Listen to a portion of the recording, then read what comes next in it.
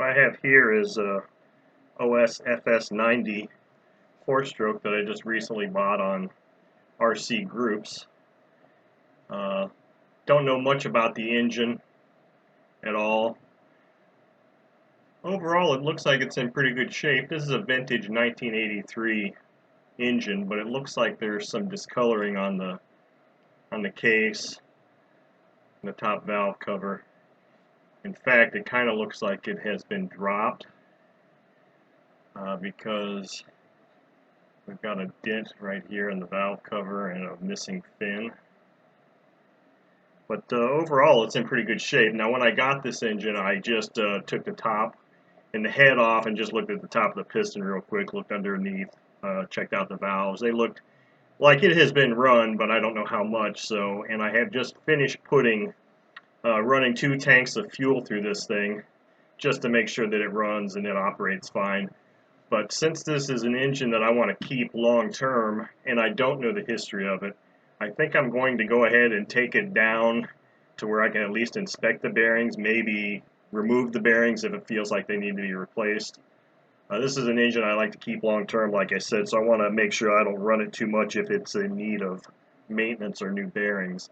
It does, and I think this might just be a typical thing with the OS engines, these older OS FS90s anyway. When it's running, you can hear the engine and the exhaust running, obviously, but there's also a mechanical sound to it that almost sounds like the valve train. And I noticed today when I was running it, there was quite a bit of brown gunk oil coming out from underneath the push rod covers here. So I just want to take all this apart and check it out and see what the internal condition is and make sure it's in good shape. Okay, I'm going to start by taking the exhaust off.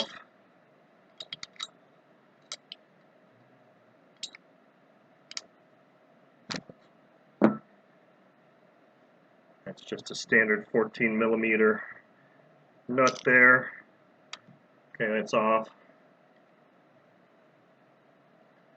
I think next I'm going to pull this hose off that collects my oil.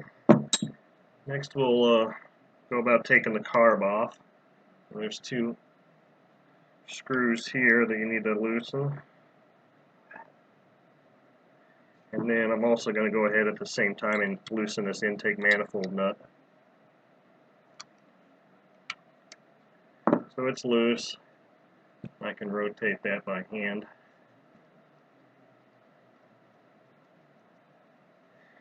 I'll go ahead and pull these screws out the rest of the way.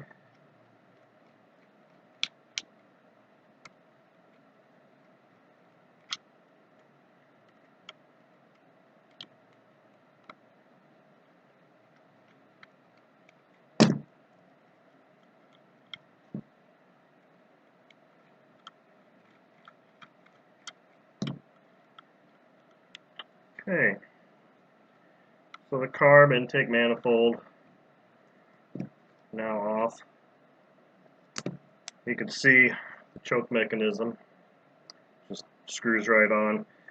Now this carb on this particular engine, because of its vintage, does not rotate, and you can't put it on the other way like you can a lot of the modern Sato or modern other 4-stroke model engines. This one has to be in this position, so you're pretty much stuck with the throttle arm where it is. I take the valve cover off. Just 3 screws holding this in place.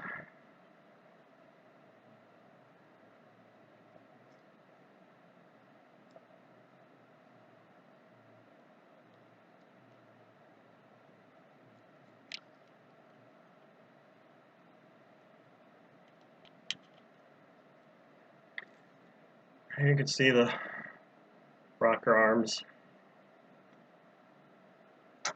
Still looks nice and clean in there. This thing has a ton of compression, so really takes some turning. And you can see as I'm doing that, it's spitting out all kinds of oil from the previous run I just did on it. So it's going to get a little messy in here.